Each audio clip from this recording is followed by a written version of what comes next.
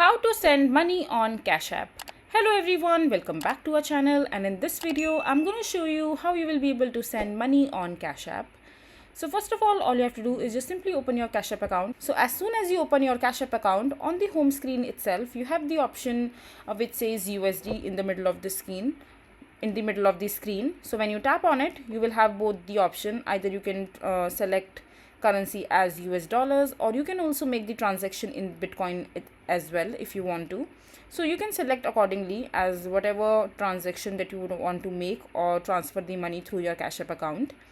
And after that, you just simply have to enter the amount of the money that you would want to transfer to somebody who are using Cash App who are also using Cash App.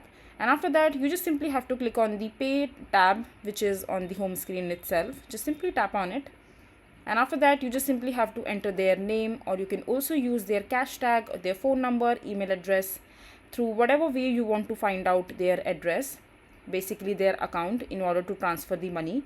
And you can also add a simple note over here and just simply tap on Pay from the top right corner. And yeah, that's how you will be able to transfer the money on Cash App.